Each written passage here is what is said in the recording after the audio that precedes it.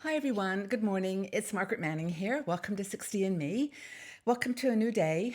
I hope that you're doing great today, that you've woken up feeling strong and healthy and positive. And thanks a lot for being here. I really do appreciate it. You know, we do these chats and on topics that we think are of interest to women over 60. Your feedback is so precious and important to me. So please, if you've got any topics that you want us to talk about, just let me know because we can do some research and cover just about everything under the sun. But we've tried to choose in our, when we set up 60andMe, the three main areas that we thought were really important. The first was well-being and health. We thought that was critical. The second was financial security. And then the third was independence. And that kind of meant everything to do with travel and relationships and lifestyle, those things that are, just what we're shaping in our 60s. So the first thing that I do every morning, I've got to reach for this because honestly, I don't know what possessed me this morning to do this. It's a warm day and I just felt like I wanted some turmeric. So I had found this package that I'd picked up when I was visiting my son in Scotland. It's called Turmerlicious, and it says "oh so good" on the top. And it's this powder that you put into a cup, and with some milk you mix it up, and then you add a hot water, and you get this chocolatey drink. It's so good. It is sort of tea. I mean, it's more like a chocolate, but you can't really probably see this, but it's got like a yellow tinge to it, which is the turmeric, and it's actually very tasty. I could see this with a bit of whipped cream in the winter months, but it's just really fun to try something a little bit different. So maybe you've got something on your table there in front of you that you'd like to share with us. What are you drinking? It's all good fun, and I hope that you enjoy my choices. But if you have a favorite tea, let us know. So I'd also like to thank our sponsor for today's show. That's Puritan's Pride. Now, as I said, we take a very big concern about being healthy and in our 60s. Well-being is the key to everything. To feeling well opens the door to all the possibilities that we dream about in our 60s. So you can visit Puritan's Pride website and find out how about the connection between a balanced nutrition and healthy lifestyle. And they've got some great products. So thank you, Puritan's Pride. Now, the topic today is related again. It's to well-being, and it's by Peg Doyle, one of our bloggers, who is a very good writer about kind of a healthy way of eating and living in your 60s.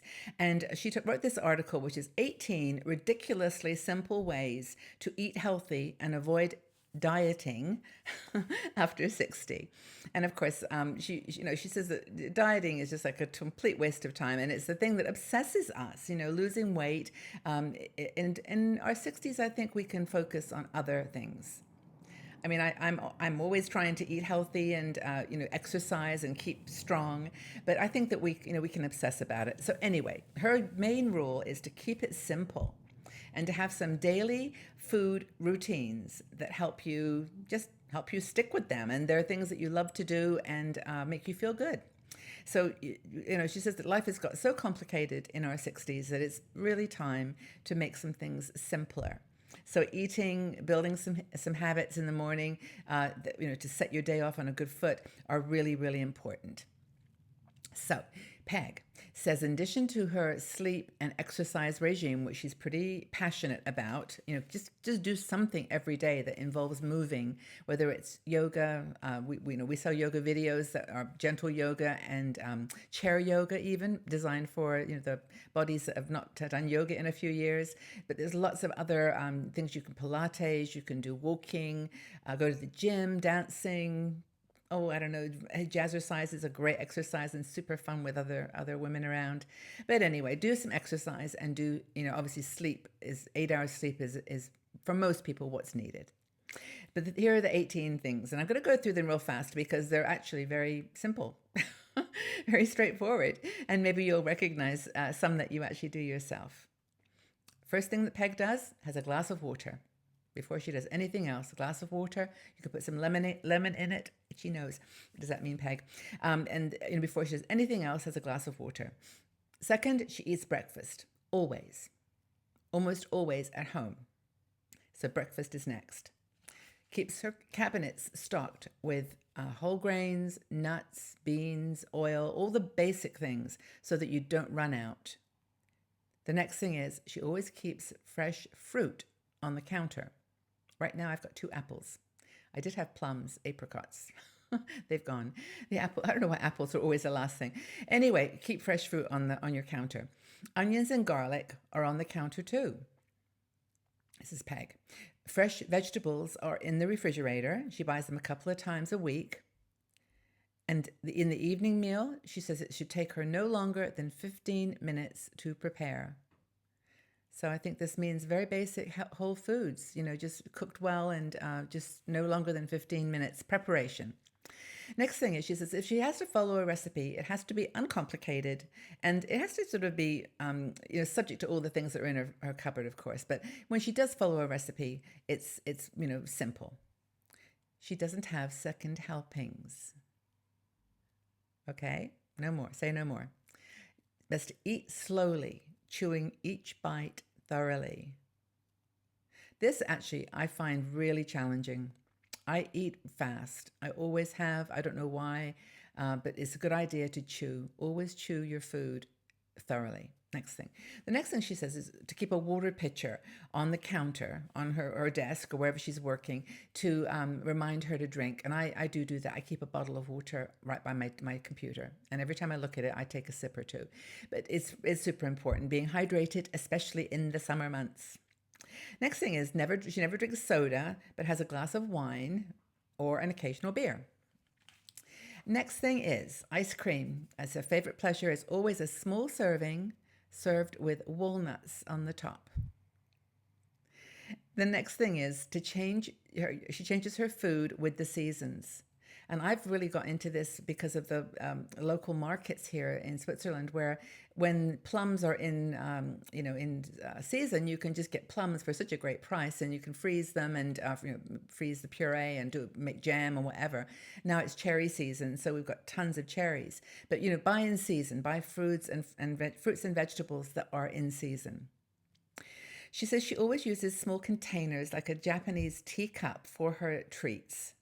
And I actually do this too, Peg. I have some little bowls I bought down at the recycling place. They're quite tiny. They're almost like a tea set almost, but just putting a little bit of something sweet and beautiful in those with a little bit of walnuts on the top or nuts is really nice. You get that little taste, maybe only 5 spoonfuls, but it's enough to please that part of you that desires it. She uses, it's just at dinner is her last meal of the day. Last meal of the day, 7 o'clock or whenever, stop eating after that. No snacks in bed, no little crunchies while you're watching TV or the computer, if you can. These are, by the way, all just fun guidelines. They're not rules. We have no rules at 60andMe. They're all your rules. And so anyway, dinner for her is the last meal of the day. And she says in restaurants, when she goes out to eat, she always chooses her meal from the appetizer menu. And, just asked for it to be served as her main course. And it's just another nice way of keeping the sizes down, but also just eating things that tend to be salads or soups or, as antipastos, things that are a little bit lower in fats and calories. And as I said, smaller servings. And they almost always have them. You just have to ask, can I have this particular entree as an appetizer? And you might have to compromise sometimes, but that's a general rule for Peg that she uses. And then this is a good one: is when she goes to a restaurant where there is a buffet, she always looks at the whole buffet first, walk around it completely.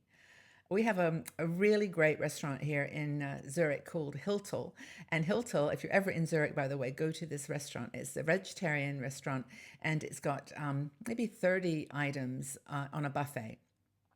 And if you just start at the beginning with your plate, you'll end up with not only 20 pounds worth or $20 worth of food, but you'll actually end up with a lot more than you can possibly eat.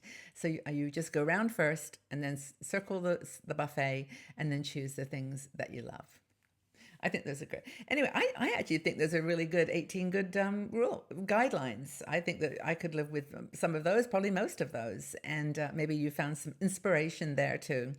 Anyway, the point here is that life in our 60s is different than any other time in our life. We have the control and the power over our diet, over our exercise. We can do, honestly, whatever we want to stay healthy and well. We've had other commitments throughout our lives that perhaps have held us back, but now this is your time. You can make the time to stay healthy and only have good things in your pantry that you know are good for you. And have some rituals like Peg describes that just help you to remind yourself, I'm going to have a dessert, I'm going to put it in a small little teacup, and I'm going to enjoy it. Just repeat that to yourself.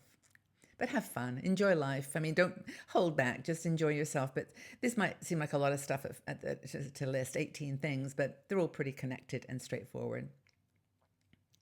So I hope you found that useful. What do you do to make healthy eating work for you? What are some of your rituals or your tips that you would like to share? How do you make healthy eating work for you? Look forward to your comments in the comment section below.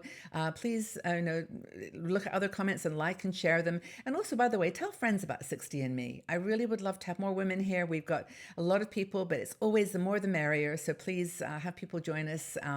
Sisters over 60, we're powerful, we're strong together, and let's make the best of it. So tell us how you make healthy eating work for you.